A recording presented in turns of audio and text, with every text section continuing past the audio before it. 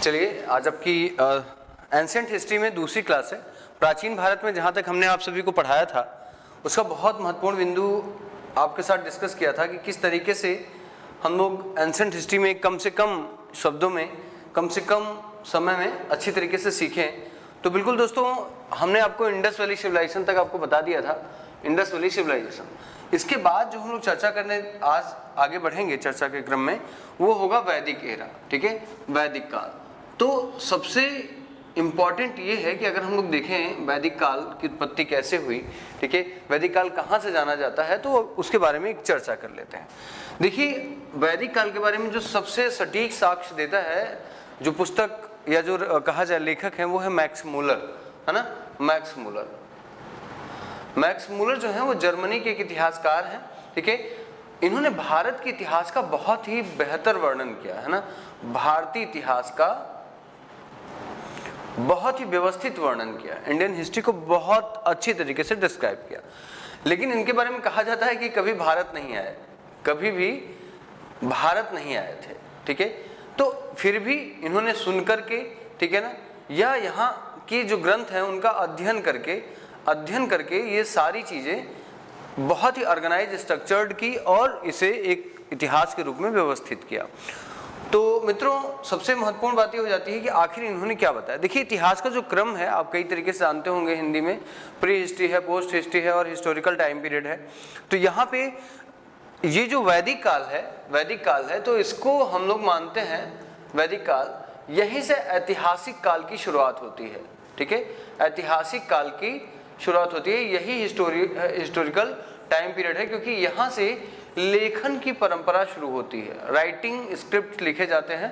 ठीक है, कहा जाता है यहीं से भाषा, है ना, व्यवस्थित हो जाती है, क्योंकि भाषा तभी व्यवस्थित हो सकती है जब उसका व्याकरण हो। जैसे आप अक्सर चर्चाओं में सुनते होंगे कि 22 भाषाएं हैं भारत की अनुसूची में, 8वीं अनुसूची में 22 भाषाएं हैं, और बहुत ज़्यादा संख्या होने के बावजूद भी भोजपुरी पे लगातार आप देखेंगे लोग प्रयास कर रहे हैं कि भोजपुरी को भाषा के रूप में सम्मिलित किया जाए, लेकिन भोजपुरी भाषा के रूप में सम्मिलित नहीं हो पा रही। उसका सिर्फ एक कारण है कि उसका व्याकरण नहीं है, और जब तक किसी भाषा को हम व्याकरण के रूप में नहीं अभिव्यक्त कर ले तब तक उसकी शुद्धता पे कसौटी नहीं कसी जा सकती। और यही कारण है कि भोजपुरी अभी भी भाषा बनने से कई कदम दूर है। ठीक है, और संभावना ऐसी लगाई जा सकती है कि कहा जाए तो इसका व्याकरण भी रचित नहीं किया जा सकता, क्योंकि एक अपभ्रंश भाषा है। ठीक है, एक हिंदी की ही एक अपभ्रंश भाषा है जो एक बोली कही जाए, क्योंकि बोली है, बोली क्या होती है, जैसे सामान्य व्यक्ति अपने आसपास परिवेश के अंतर्गत जो जिस संवाद के माध्यम का प्रयोग करता है, ठीक है, उसे हम बोली कहते हैं। उपबोली क्या है कि पर्टिकुलर कुछ विशेष समूह के लोग या विशेष क्षेत्र के लोग जो होते हैं आपस में जब संवाद स्थापित करते हैं, ठीक है, तो उसे हम उपबोली कहते हैं। उपबोली जो होती है वो बोली बनती है, बोली जो होती है वो आगे बढ़ करके भाषा का स्वरूप धारण कर लेती है। भाषा में रचनाएं होना आवश्यक होता है, उसका व्याकरण होना आवश्यक है। चलिए, भोजपुरी में बहुत सारी फिल्में आनी शुरू हो गई और बहुत सारी रचनाएं लिखी जा चुकी हैं, लेकिन भोजपुरी में अभी भी व्याकरण का अभाव है, और व्याकरण सबसे बड़ी कसौटी है किसी भी भाषा का अपने आप में प्रमाणिक होना। तो ऐसी स्थिति में देखिए, यहाँ पे व्याकरण नहीं है। लेकिन हम लोग बात कर रहे हैं कि अगर पहली बार जो भाषा पहचान में आई और जिसका व्याकरण था वो है संस्कृत। ठीक है ना, और संस्कृत इसीलिए आदि भाषा कही जाती है। ठीक है ना, आदि भाषा कही जाती है, सबसे प्रारंभिक, आदि और अंत। आदि का मतलब होता है प्रारंभ, है ना, सबसे starting language of the Indian culture. ठीक है, ये कहा जाता है। ओरिजिन ऑफ द वर्ड अगर हम देखें लैंग्वेज के रूप में, तो संस्कृत सबसे प्राचीनतम भाषा मानी जाती है। वहीं अगर हम लोग द्वितीय भाषा का इसका देखें, अगर भाषा के भी क्रम को आप देखना चाहते हैं कि भाषा का विस्तार कैसे हुआ, तो देखिए, सबसे प्राचीनतम भाषा है संस्कृत। ठीक है, द्वितीय भाषा है आपकी पाली। ठीक है, तृतीय है आपकी प्राकृत। ठीक है, फिर है आपकी अपभ्रंश। ठीक है, अपभ्रंश, फिर है अवहट्ट। ठीक है, फिर है आपकी पुरानी हिंदी। देखिए, पुरानी हिंदी जो है वो एक्चुअली हम लोग कहें तो इसी के अंतर्गत आप देखेंगे कि जैसे हम लोग अवधी, मागधी, है ना, अपनी क्षेत्रीय भाषाओं का जो प्रयोग करते हैं, ठीक है, मैथिली, ये सारी चीज़ें इसके अंतर्गत आती हैं। फिर 12वीं शताब्दी में, अमीर खुसरो के टाइम पीरियड में हम लोग अगर कहें 12वीं शताब्दी में, तो यहाँ पर खड़ी बोली का प्रयोग किया गया। ठीक है, खड़ी बोली का प्रयोग किया गया और यहाँ से व्यवस्था शुरू हो जाती है जिन भाषा का प्रयोग हम आप अपने संवाद शैली या अपने लेखन शैली में हम लोग करते हैं। लेकिन मित्रों, अगर हम लोग शुरुआत करते हैं सबसे प्राचीन भाषा, तो वो है संस्कृत की भाषा। और संस्कृत के आधार पर अगर हम लोग देखें तो संस्कृत को बोलने वाले जो लोग थे, ठीक है, वो कहा जाता था आर्य, ठीक है ना, आर्य। और आर्य का अर्थ होता है ना श्रेष्ठ, नोबलिस्ट, है ना, श्रेष्ठ, ठीक है। अपने आप को ये नोबल मानते थे। क्यों मानते थे?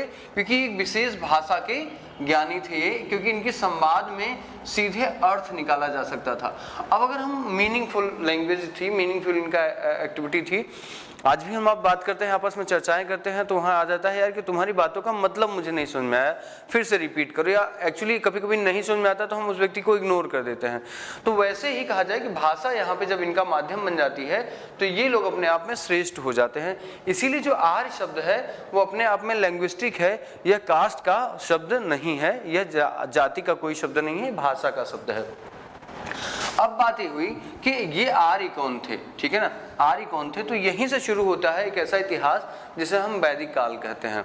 तो दोस्तों हुआ ये कि आर्य जो है वो मैक्स मुलर का मानना है कि आर्य मध्य एशिया के निवासी थे, मध्य एशिया के निवासी थे, और खास तौर से कहा जाए किसी ऐसी स्थिति के कारण ये भारत में प्रवेश करते हैं।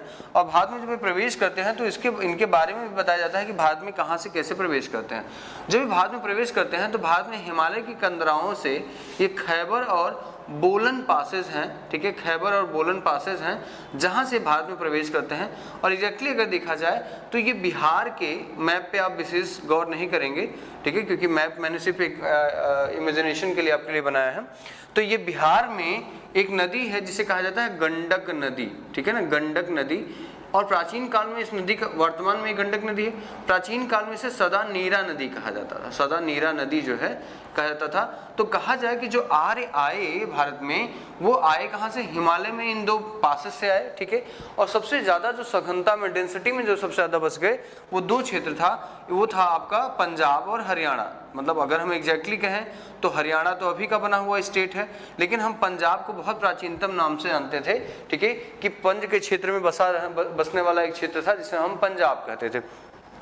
तो इनका सर्वाधिक जो सघनता थी वो पंजाब और हरियाणा के क्षेत्रों में हो गई, और जो इनका last point of the living areas था वो इनका था गंडक नदी कहा जाता था। दोस्तों इसी को लेकर के कहानी भी है, अगर हम आप देखें तो इसके लेकर के एक कहानी है ऋग्वेद में, ठीक है ना, कहाँ है ना, ऋग्वेद में एक कहानी है जिसे हम लोग दशराग युद्ध जानते हैं, दशराग युद्ध के नाम से जानते हैं। 10 राजाओं के बीच में हुआ युद्ध के बारे में हम चर्चा मिलते हैं। इसी युद्ध में कहा गया है कि ये युद्ध एग्जैक्टली हुआ था आर्य और अनार्यों के बीच में, आर्य और वर्सेस अनार्य के बीच में ये युद्ध लड़ा गया था। एक तरफ आपके राजा सुदास थे, दूसरी तरफ भरत थे, ठीक है। तो इनके बीच में हुआ ये युद्ध जो था, निर्णायकता क्या हो जाता है कि आर्यों की विजय होती है और एक बाउंड्री लाइन डिजाइन किया जाता है, बाउंड्री लाइन डिसाइड किया जाता है कि जो आर्य होंगे, आर्य का मतलब क्या होगा, श्रेष्ठ लोग जो होंगे, ठीक है, जो विशेष लोग होंगे वो कहाँ पे निवास करेंगे, वो ऊपर की ओर निवास करेंगे, ठीक है ना, वो ऊपर की ओर निवास करेंगे, अर्थात उनका जो क्षेत्र होगा ये होगा ऊपर की ओर, मतलब उत्तर भारत का क्षेत्र होगा, और जो नीचे की ओर निवास करेंगे वो क्या होंगे, अनार्य हो जाएंगे। तो दो बाउंड्री डिजाइन हो जाती है जो आर्य और अनार्यों के बीच में संवाद के रूप में देखा जाता है। अब ये आर्य यहाँ से प्रवेश कर ले जाते हैं। अब ध्यान रखिएगा ये खानाबदोश जीवन के में रहने वाले लोग थे, नोमैडिक थे। अब इसीलिए एक प्रश्न कहा जाता है कि अब अगर देखें तो इसी आर्यों के समय ही या आर्यों के द्वारा ही क्या हुआ, वेदों की रचना मानी जाती है, वेदों की रचना मानी जाती है। और यही कारण है कि इस पूरे टाइम पीरियड को हम लोग वैदिक काल के नाम से जानते हैं, ठीक है, वैदिक काल के नाम से जानते हैं, ठीक है। तो ये जो वैदिक काल है इसको हम लोग एग्जैक्टली 2 पार्ट में डिवाइड करके देखते हैं, ठीक है। अगर एक सेंस में देखा जाए तो इसका पूरा टाइम पीरियड है आपका 1500 ईस्वी से लेकर के 600 बीसी तक का, 1500 बीसी से लेकर 600 बीसी। और इसको 2 भागों में बांटा गया है, जहाँ पहला जो है वो है पूर्व वैदिक काल, है ना, पूर्व वैदिक काल, अर्ली वैदिक एज, जिसका टाइम पीरियड है 1500 से 1000 बीसी, ठीक है, 1000 बीसी है। और वहीं दूसरा जो है वो है उत्तर वैदिक काल, ठीक है, उत्तर वैदिक काल। और उत्तर वैदिक काल का टाइम पीरियड है 1000 से लेकर के 600 BC के बीच का, ठीक है, 600 BC के बीच का। तो दोस्तों ये कालखंड क्यों डिवाइड किया गया, इसके बारे में भी आपको चर्चा होनी चाहिए, क्योंकि हम जब एक पैटर्न में जानते हैं तो हम लोग कहते हैं ये वैदिक काल है, ठीक है, लेकिन ऐसा क्या आया, परिवर्तन आया जिसकी वजह से ये दो कालखंडों में बंट जाते हैं। तो अगर हम किसी भी एक एरा को देखते हैं या किसी काल को देखते हैं तो काल में कुछ महत्वपूर्ण तथ्य आ जाते हैं। जैसे हम लोग उस काल के अंतर्गत हम देखेंगे उसका समाज कैसा रहा, उसकी सोसाइटी कैसी रही, ठीक है, उस सोसाइटी में चलने वाला जो रिलीजन था उसका स्वभाव कैसा था, ठीक है, उसमें राजनीति का प्रयोग कैसे होता था, राजनीतिक जीवन उनका कैसा था और आर्थिक जीवन कैसा था। तो ये सारी चीज़ें हम लोग पैटर्न पे समझने की कोशिश करते हैं। मेरा मानना यही है कि इसी आधार पे इनको डिवाइड किया गया, क्योंकि प्रारंभिक स्थिति में इनके समाज और इनके समाज में अंतर पाया गया, इनके धर्म की विचारधाराओं में अंतर, राजनीति की विचारधाराओं में अंतर और अर्थव्यवस्था के स्रोत में भी अंतर पाया गया। यही कारण है कि इनका विभाजन किया गया। एक शब्दों में अगर मैं आपको बताना चाहूँ तो अगर मैं कहूँ कि जो पूर्व वैदिक काल है वो ग्रामीण काल था, है ना, ग्रामीण सभ्यता थी, ठीक है, ग्रामीण सभ्यता थी, ठीक है, और कहा जाए तो उत्तर वैदिक काल जो थी वो नगरीय सभ्यता कही जाती है, ठीक है ना, नगरीय सभ्यता, अर्बन सोसाइटी थी, नगरीय सभ्यता थी, इसीलिए उत्तर वैदिक काल को, है ना, सेकेंड अर्बनाइजेशन कहा जाता है, सेकेंड अर्बनाइजेशन कहा जाता है। जो पहला अर्बनाइजेशन आप लोग सुने जानते होंगे इंडस वैली सिविलाइजेशन को कहा जाता है, वहीं सेकेंड अर्बनाइजेशन जो है वो किसको कहा जाता है, वो उत्तर वैदिक काल को कहा जाता है। तो ऐसा क्या कारण था कि उत्तर वैदिक काल में अर्बनाइजेशन आया, तो प्रोडक्शन ऑफ आयरन, है ना, आयरन की खोज से, और ये लगातार आप देखेंगे 2016, 2018, ठीक है, 2020-21 में मान लो लगभग हर साल प्रश्न कॉमन रहता है मेंस में, यूपीएससी के मेंस में ये प्रश्न कॉमन है, समझ गए, ये प्रश्न कॉमन है। तो अब दोस्तों हम लोग थोड़ा सा समझने की कोशिश करेंगे कि साहित्य के स्वरूप में वैदिक काल कैसा है ना, लिटरेचर्स के स्वरूप में, ठीक है, वैदिक काल को हम लोग साहित्य के रूप में वैदिक काल देखेंगे, क्योंकि हमारा आपका मानना है कि वैदिक काल का अर्थ होता है वेदों का काल, ठीक है।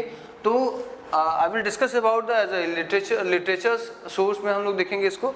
तो वैदिक काल को हम लोग फिर से दो भागों में बांट रहे थे, ठीक है ना, और हमने आपसे कहा कि इसको हम लोग बोलेंगे पूर्व वैदिक काल, ठीक है, और इसको एक तरफ बोलेंगे हम लोग उत्तर वैदिक काल, राइट है ना, उत्तर वैदिक काल। तो अब हम लोग एक शब्द में और बोल सकते हैं, अगर साहित्य के रूप में देखा जाए तो हम लोग इसे बोल सकते हैं, ये है ऋग्वैदिक एज, है ना,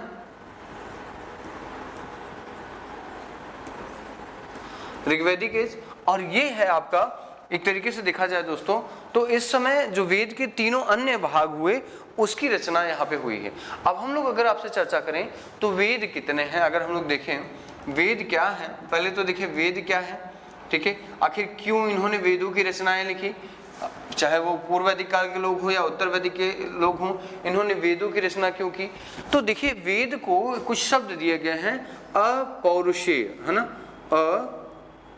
अपौरुषेय, ठीक है ना, ये हिंदी और इंग्लिश में सेम टर्मिनोलॉजी में इसका इस्तेमाल किया जाता है, अपौरुषेय, जिसको कहा जाता है ऋषियों की वाणी, है ना, ऋषियों की वाणी, ठीक है, वॉइस ऑफ द गॉड, ठीक है ना, ऋषियों की वाणी कहा जाता है, ठीक है, ऋषियों की वाणी कहा जाता है, ठीक है। तो इसका मतलब ये माना जाता है कि जो वेदों की रचना हुई वो तरीके से किसने लिखा, या तो ऋषियों ने कहा लिखा या तो ईश्वर ने लिखा। लेकिन दोस्तों वेदों की रचनाएं की क्यों गई, वेदों की का जो मूल अर्थ होता है वो होता है टू नो, है ना, टू नो। जैसे टू नो का मतलब क्या है, अब देखिए टू नो का मतलब ये होता है, ठीक है, अब जैसे अगर हम लोग संस्कृत में देखें तो वेद जो है वो विद धातु से बना हुआ है, विद धातु से बना हुआ, विद का मतलब होता है जानना, ठीक है ना, जानना। तो ऐसी क्या महत्वपूर्ण आवश्यक बातें हो गई थी जिसे जानने के लिए इस टाइम पीरियड में वेदों की रचनाएं हुई। तो दोस्तों देखिए इस वेद में सबसे महत्वपूर्ण बातें हुई कि संसार का जो कि उत्पत्तिकर्ता कौन है, संसार क्या है, पहले तो हम यही देखेंगे संसार क्या है, संसार का रचनाकार कौन है ना, रचनाकार कौन है, हम मनुष्य हैं, ठीक है, तो मनुष्य का रचनाकार कौन है, मनुष्य का रचनाकार कौन है, ठीक है, और एक मनुष्य का अगर जन्म हुआ है तो उसका उद्देश्य क्या है, उद्देश्य क्या है। क्योंकि देखिए जब बौद्धिकता बढ़ती है तो बौद्धिकता के साथ साथ आप में तर्क करने की क्षमता बढ़ती है, तर्क संगत आप हो जाते हैं। इसीलिए आप देखेंगे कि जब वैदिक काल का विकास होता है तो वह तर्क पे जाके रुक जाता है, उसे ही हम उपनिषद कहते हैं, ठीक है, चिंतन की स्थिति में जाता है। ज्ञान जब भी आपको होता है तो आप चिंतनशील हो जाते हैं, और चिंतनशील स्थिति को हम क्या कहते हैं, हम कहते हैं अरण्यक। और जब चिंतनशील की स्थिति में आप पहुंच जाते हैं तो वह चिंतन जो होता है फिर आपको तर्क संगत बना देता है, तर्कशाली बना देता है, लॉजिकल बना देता है आपको। तो लॉजिकल वे का जो पोजीशन पहुंचती है उसे कहा जाता है वेदांत, और वही है उपनिषद। ठीक है, तो दोस्तों वेद जो हो गए वो यहाँ पे क्या करने लगे, इसकी चर्चाएं होने लगी। आखिर क्या जानना है इस संसार में की उत्पत्ति क्या है, इसका रचनाकार कौन है, हम मनुष्य कौन है, हमारी उत्पत्ति क्यों हुई, ठीक है, और क्यों हम अन्य लोगों में इतने श्रेष्ठ हैं, ठीक है, और अंततः हमारा लक्ष्य क्या हुआ। तो इसके लक्ष्य के रूप में हमें ईश्वर जैसा एक कॉन्सेप्ट प्राप्त हुआ। ईश्वर का मतलब होता है एक ऊर्जा, है ना, ऊर्जा, ठीक है, जिसे नाम दिया गया आत्मा का, ठीक है ना, आत्मा, ठीक है ना। कहा जाए तो मानना यह है कि प्रारंभ से ही मनुष्यों का मानना था, प्रारंभ से ही वेदों का मानना था या ऋषियों का मानना था कि जो मनुष्य है वो ईश्वर का ही एक अंश है, ठीक है ना, ईश्वर का अंश है। तो ईश्वर के अंश में यह कहीं ना कहीं उसी आत्मा, विशाल आत्मा का एक स्वरूप है, एक छोटा आत्मा है। तो दोस्तों जब इसे हजार असंख्य मनुष्यों का जब मिलन हो जाएगा तो ये आत्मा जो हो जाएगी अपने आप में परम शक्तिशाली हो जाएगी।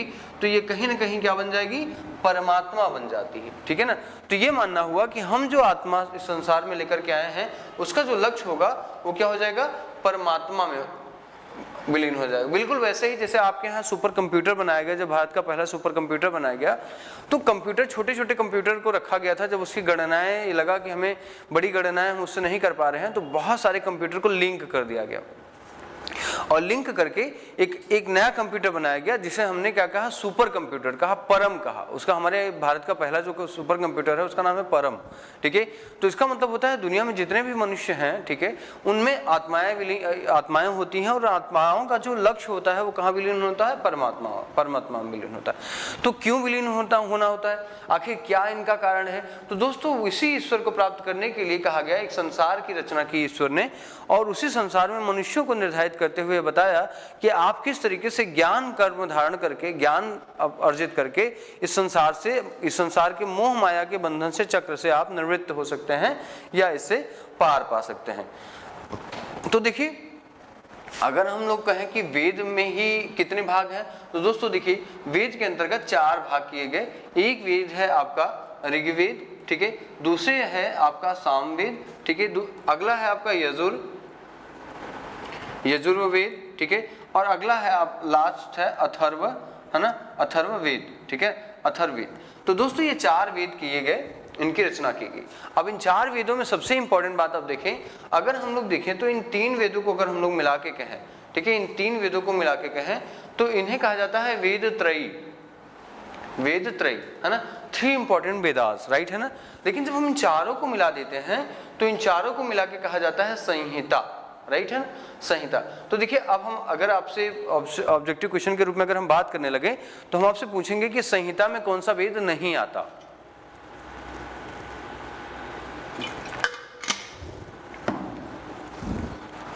तो संहिता के अंतर्गत अथर्ववेद नहीं आता, ठीक है, क्योंकि देखिए अगर हम लोग बात करते हैं ऐसा क्या कारण है, आपसे पूछ लिया जाएगा कि वेद त्रयी और संहिता में क्या कारण है। तो देखिए जो वेद त्रयी का जो मूल है वो है ईश्वर की प्राप्ति, ठीक है ना, अर्थात कहा जाए पारलौकिक जगत की बातें की गई हैं, पारलौकिक जगत की चर्चा यहाँ पे की गई है। जबकि दोस्तों अगर हम लोग बात करें संहिता में, अगर हम लोग बात करें अथर्ववेद के अंतर्गत, तो अथर्ववेद के अंतर्गत लौकिक जगत की बातें की गई है, अर्थात फिजिकल वर्ड्स की बातें की गई है, यथार्थ की बातें की गई हैं, संसार की बातें की गई हैं। मोह माया, आसक्ति, चिकित्सा, उपचार, इन समस्त विधाओं की जो बातें की गई हो यहाँ की गई। यहाँ सिर्फ 2 ही लक्ष्य हैं, आत्मा किस तरीके से परमात्मा में विलीन हो, ठीक है, आत्मा परमात्मा का कैसे मिलन हो सकता है, इसकी पूरी चर्चा इसके अंतर्गत की गई। लेकिन संसार में मनुष्य कल्याण की भावना, ठीक है ना, मनुष्य कल्याण की भावना ये यहाँ से जन्म लेती है, ठीक है, यहाँ से जन्म लेती है। तो मित्रों इसी आधार पर वेदों का निर्माण हो जाता है, और वेदों से 4 वेदों की उत्पत्ति हो जाती है, जिसमें हम आपको कहेंगे ऋग्वेद है, सामवेद है, यजुर्वेद और अथर्ववेद है। ठीक है, अगर हम लोग अब इसमें ऐसे पर्टिकुलरली इसकी चर्चा कर लें एक एक करके कि आखिर इन वेदों में क्या लिखा गया है, तो देखिए इंपॉर्टेंस इसका। अच्छा, सबसे इंपॉर्टेंट प्रश्न एक चीज आपसे और पूछा जाता है कि वेदों के अंत का विस्तार कैसा, मतलब वेदों से प्रारंभ से लेकर के अंत का विस्तार कैसा है, वेद की क्रमावली अगर आप बताएं तो देखिए वेद के बाद ना सबसे इंपॉर्टेंट है ब्राह्मण आता है। ठीक है ना, ब्राह्मण आता है। तो वेदों के कुछ ब्राह्मण है, जैसे शतपथ ब्राह्मण हो गया, ऐतरेय ब्राह्मण हो गया, ये सब हम देखेंगे। ठीक है, वेद के बाद ब्राह्मण है। ब्राह्मण के बाद जो है वो है आरण्यक, है ना, आरण्यक। ठीक है, आरण्यक के बाद है आपका उपनिषद। ठीक है, उपनिषद। ठीक है, उपनिषद के बाद है आपका वेदांग, है ना, वेदांग। वेदांग के बाद है स्मृति। ठीक है ना, स्मृति। ठीक है, स्मृति। ठीक, फिर है आपका पुराण। ठीक है, इसीलिए आपसे कहा जाता है कि सर्वाधिक ऐतिहासिक ग्रंथ, है ना, इतिहास के बारे में सर्वाधिक महत्वपूर्ण जानकारी देने वाला जो ग्रंथ है वो है पुराण, क्योंकि पुराण लिखा गया राजनैतिक काल में। समझ गए, पुराण जो लिखा गया वो राजाओं के काल में लिखा गया। लेकिन अगर हम बात करेंगे वेद, तो वेद जो है वो ईश्वर, आत्मा और परमात्मा के साथ साथ संसार को पहली बार जानने की प्रक्रिया है। ब्राह्मण इनका सरलीकरण है, अर्थात जैसे समस्त लोगों को वेदों में लिखी गई क्लिष्ट बातें नहीं समझ में आती, कठिन बातें नहीं समझ में आई, तो इसको आधार बना के ब्राह्मण में और सरल किया गया कि हम आपसे जैसे अव्यक्त कर पा रहे हैं, डिस्कशन कर पा रहे हैं, वैसे लेवल पे हमें ब्राह्मण को बनाया गया।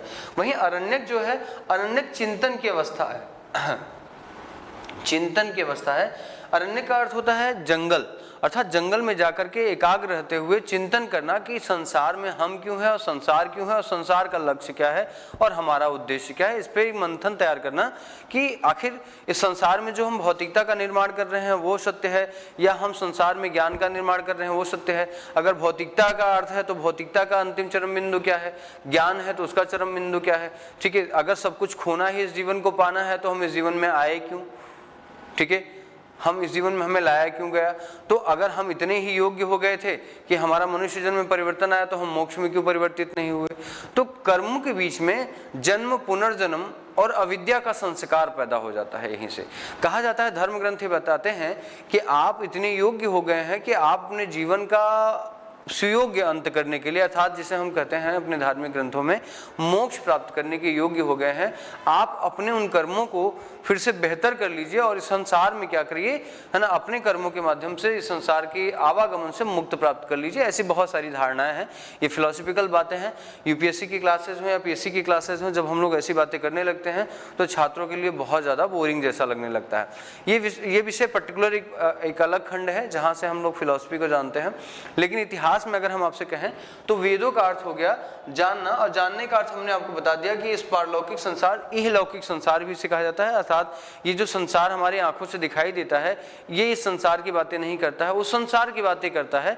अंग्रेजों ने भी टिप्पणी की है, क्योंकि भारत एक आध्यात्मिक देश रहा है। ठीक है, और यहाँ पे अंग्रेजों ने टिप्पणी की अब हम भारतीय आध्यात्मिकता पे, हमारी भारतीय आध्यात्मिकता पे, कि आपको किसी साम्राज्य से कहाँ कब कोई मतलब रहा है। आप लोग तो आध्यात्म की दुनिया के हैं, आपको तो इस दुनिया से कोई मतलब नहीं है। आपको अपना जीवन बेहतर करना है तो आपको परलोक को सुधारना होगा, तो आप इन छोटे छोटे कामों में क्यों लगे हैं। आपकी ड्यूटी हम निभाते हैं और इस लोक की जिम्मेदारी हम लेते हैं, आप अपने परलोक की चिंता करते रहिए। तो ऐसा हमारे धर्म ग्रंथों में बहुत ज़्यादा लिखा गया है, उसकी चर्चा वेदों से ही प्रारंभ होती है। जो उपनिषद है, उपनिषद कहा जाता है एक ऐसा तार्किक बिंदु है, इसे वेदांत भी कहा जाता है, एक ऐसा तार्किक बिंदु है जहां पर वाद, संवाद और प्रतिवाद की परंपरा शुरू होती है।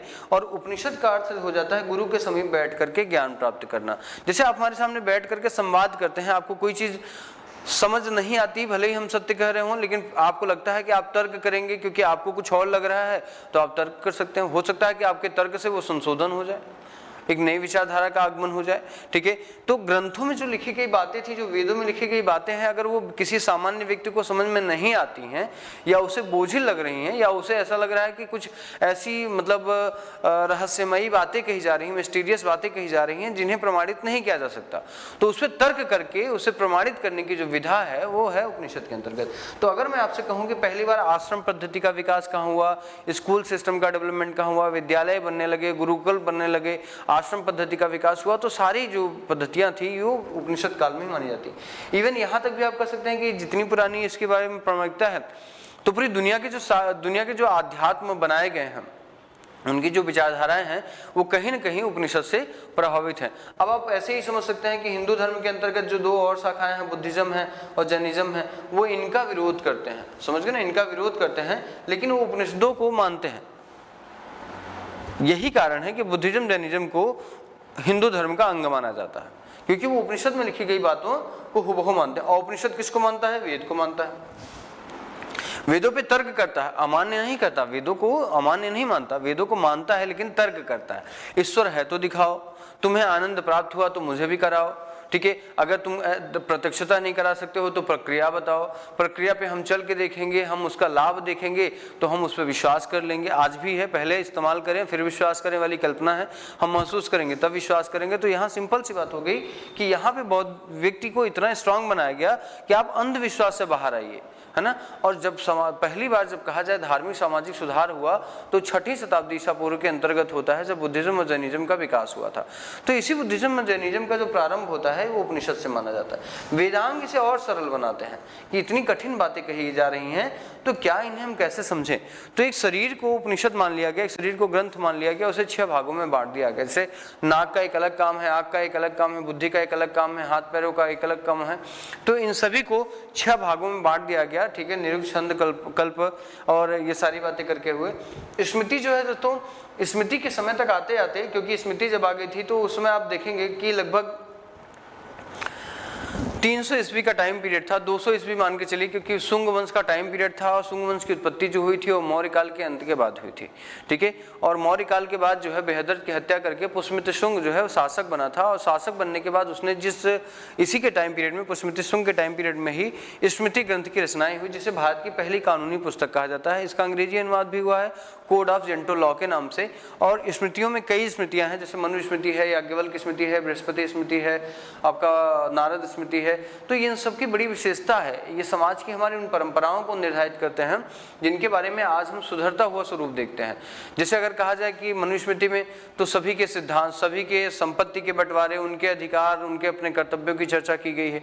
आज आप सड़कों पे देखते बहुत सारे ऐसे विरोधात्मक तत्व आप देखते होंगे समाज में कि मनुस्मृति को जलाया जाए, मनुस्मृति को किया जाए, क्योंकि मनुस्मृति के अंतर्गत एक व्यवस्था की गई थी समाज के संचालन की, और समाज के संचालन की जो व्यवस्था की गई थी वो कहीं न कहीं जाति, जन्म आधारित जाति व्यवस्था का समर्थन कर दिया गया था। और वर्तमान के लोकतंत्र में जाति जो है वो एक हमारा महत्वपूर्ण अंग तो है समाज का, लेकिन जन्म आधारित जाति व्यवस्था से हम बहुत ऊपर उठ चुके हैं। और हम अगर चाहें तो अपनी जाति में परिवर्तन कर सकते हैं, अपनी विचारधारा में परिवर्तन कर सकते हैं, अपने धर्म में परिवर्तन कर सकते हैं। तो यहाँ जो वर्तमान में जो प्राचीन काल की विसंगतियाँ थीं, हो सकता है उसमें क्या आवश्यकता हो समाज को संचालित करने की, मैं उस पर टिप्पणी नहीं करूँगा, लेकिन वर्तमान में कहा जाता है तो इनके दोषों को लेकर के, है ना, उस समय काल के लोगों पर टिप्पणियां की जाती हैं। वो अपने लेवल पे है, अपने अपने विचारधारा है, कौन सही कौन गलत। पुराण जो है वो ऐतिहासिक ग्रंथ है जहाँ पे इतिहास लिखने की परंपरा हुई, जैसे वायु पुराण, अग्नि पुराण, विष्णु पुराण, भागवत पुराण। जिनमें सबसे ज्यादा प्रचलित पुराण है वो है भागवत पुराण। आप लोग अपने गाँव क्षेत्र में या अपने आसपास के लोगों में भागवत की कथा का प्रचलन करते हैं, ठीक है, जिसमें भगवान विष्णु की कथा का वर्णन किया जाता है, वही भागवत पुराण कहलाते हैं आप, ठीक है। जो हम पुराणों की रचना में, लगभग पुराणों में 18 पुराण हैं जिनकी रचनाएं की गई, लेकिन सबसे प्राचीनतम पुराण जो लिखा गया वो आप समझिए कि अकबर के समय में भी लिखा गया था, जिसका नाम है मल्लो पुराण। अंतिम पुराण जिसे कहा जाता है उसे कहा जाता है मल्लो पुराण, ठीक है ना, वो अकबर के टाइम पीरियड में लिखा। तो आप समझ सकते हैं कितना कंटेम्प्रेरी था ये पुराण, इतिहास के उन शासकों के साथ कितना गतिशील था, कितना एक मोशनफुल था, जिसके साथ में इतिहास डेवलप कर रहा था। तो इसलिए बहुत सारे पुराण हैं जिनमें आपको पता चलता है कि इनमें किसी विशेष राजाओं के बारे में, किसी विशेष वंश के बारे में जानकारी मिलती है। तो दोस्तों ये एक हमने आपको दिया है, कंटेंट दिया है। अब अगर आपको समझना है तो आप देखें ऋग्वैदिक काल क्या है, ठीक है। तो ऋग्वैदिक काल के बीच में अगर हम लोग देखें, एक को समझें, अच्छा इसी ऋग्वैदिक काल को समझते समझते हम ये जान जाएंगे कि पूर्व वैदिक काल क्या है, क्योंकि पूर्व वैदिक काल का एक नाम है ऋग्वैदिक काल, ठीक है।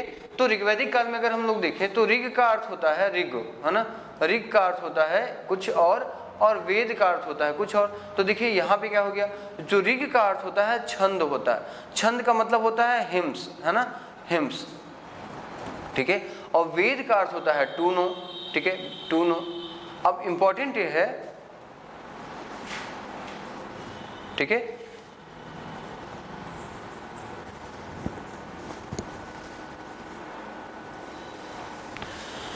तो टूनो मतलब छंद के माध्यम से जाना, और छंद का जो सामान्य अर्थ होता है वो होता है आनंद, है ना, आनंद। जैसे आप अक्सर जब पढ़ते होंगे तो छंद क्या होता है, 6 चरणों में लिखे गए बद्ध को, है ना, पद्य को हम छंद कहते हैं। जैसे हम लोग पढ़ते हैं कि श्री गुरु चरण सरोज रज निज मन मुकुर सुधार वर्णो रघुवर विमल जसु जो दायक फलचार, छंद है एक। तो छंदबद्ध के तरीके से लिखा गया है, यहाँ पे क्या है, ये है, ठीक है। अब इसमें अगर हम लोग देखें तो कुल मिला के जो सूक्त लिखे गए हैं इसमें अगर हम लोग देखें तो पहला पॉइंट जो इसमें आता है, इसमें देखिए 10 मंडल है, 10 मंडल है। मंडल का मतलब क्या होता है, चैप्टर होता है।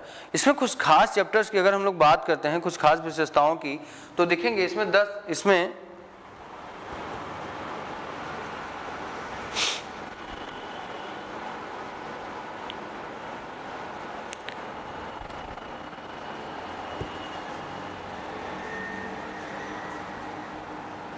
देखिए इसके अंतर्गत क्या है। अब पहला अगर हम लोग बात करते हैं तो थर्ड मंडल है, थर्ड मंडल, जिसे हम लोग कहते हैं कि इसकी रचना किसने की, विश्वामित्र ने की, है ना, विश्वामित्र ने की, ठीक है, विश्वामित्र ने। और इसी मंडल के अंतर्गत गायत्री मंत्र की रचना है, गायत्री मंत्र की रचना है। और गायत्री मंत्र किस लिए लिखा गया है, सूर्य देवता की उपासना के लिए। इसको अब जो वैदिक काल में लिखा गया है वो है सविता देवता, ठीक है, सविता देवता जिसे सूर्य देवता कहा जाता है। और इस गायत्री मंत्र के अंतर्गत कुल मिला के 24 वर्ण है, 24 वर्ण की बातें की गई है।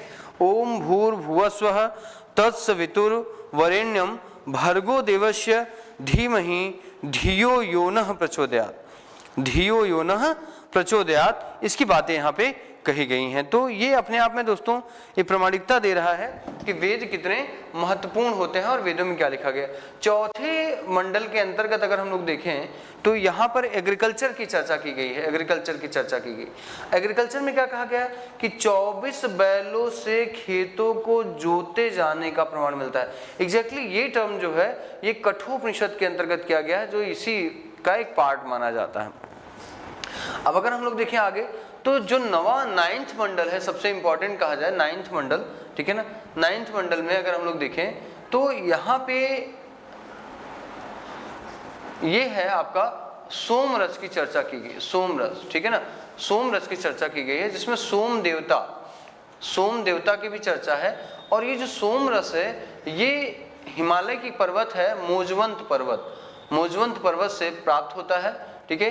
और ये देवताओं का लोकप्रिय पेय पदार्थ है, लोकप्रिय फेवरेट ड्रिंक है ना, लोकप्रिय पेय पदार्थ है, ठीक है, जो देवताओं को समर्पित किया जाता है। बाद में कहा जाता है इसका प्रयोग जो है वह औषधि के रूप में किया जाता था, क्योंकि जो सोम देवता है इन्हें गॉड ऑफ नरिशमेंट कहा जाता है, पालन पोषण का देवता कहा जाता है, या कहा जाए चिकित्सा का देवता भी कहा जाता है। चिकित्सा का देवता आएगा तो नासत्य हो जाएंगे, अश्विन हो जाएंगे। पर्टिकुलरली अगर कहा जाए नरिशमेंट कहा जाए, पालन पोषण का देवता अगर कहा जाए तो वो सोम देवता को चला जाता है। दोस्तों इससे भी ज्यादा महत्वपूर्ण जो है वो है 10th मंडल है, ठीक है ना, 10th मंडल। तो 10th मंडल में देखें इसके अंतर्गत है पुरुष सूक्त, है ना, पुरुष सूक्त है, ठीक है। और पुरुष सूक्त के अंतर्गत है विराट पुरुष, राइट है ना, विराट पुरुष की चर्चा की गई। विराट पुरुष का मतलब है अद्वितीय पुरुष, जो जिनकी कल्पना नहीं की जा सकती है, काफी विशालकाय दिखाया जाता है इन्हें। और इनका जो स्वरूप है उससे जो है कहीं न कहीं संसार के में वर्ण जाति व्यवस्था की उत्पत्ति को दिखाया जाता है। क्योंकि देखिए अगर, ठीक है, हाँ 5 मिनट, तो यहाँ जो दिखाया गया है इनके मुख से ब्राह्मण की उत्पत्ति दिखाई गई है। ब्राह्मण का जो काम है वो है अध्ययन अध्यापन, है ना, अध्यापन का कार्य है, ठीक है, अध्यापन का कार्य है। वहीं जो छत्री का कार्य देखिए यहाँ पे जो आपके भुजा है, ठीक है, भुजा है, उससे छत्री का कार्य दिखाया गया है। छत्री का जो कार्य बताया गया है वो है आपका रक्षा, ठीक है। और उदर पेट जिसे हम लोग कहते हैं, या जंघा भी आ जाता है कभी कभी, इससे जो दिखाया गया है ये है व्यवसाय, है ना, तो इससे वैश्य की उत्पत्ति बताई गई है। और जो अंतिम चरण है पाद, है ना, पाद से शूद्र की उत्पत्ति बताई गई है, जिसका कार्य जो है सेवा बताया गया, ठीक है ना, सेवा बताया गया। तो यहां से कहा जाए ये पहला प्रमाण है पुरुष सूक्त में 10वें मंडल में पहला प्रमाण है जहां जन्म आधारित, है ना, जन्म आधारित जाति व्यवस्था का प्रमाण मिलता है, ठीक है ना, जाति व्यवस्था का प्रमाण मिलता है। तो इस तरीके से देखिए हम लोग एक्सप्लेन करेंगे पूरे वैदिक खंड को, ठीक है, धीरे धीरे एक एक छोटा छोटा टॉपिक लेकर के आपके सामने उपस्थित रहूंगा, ठीक है। तो आज के लिए बस इतना ही, मिलते हैं फिर अगली क्लास में। Thank you.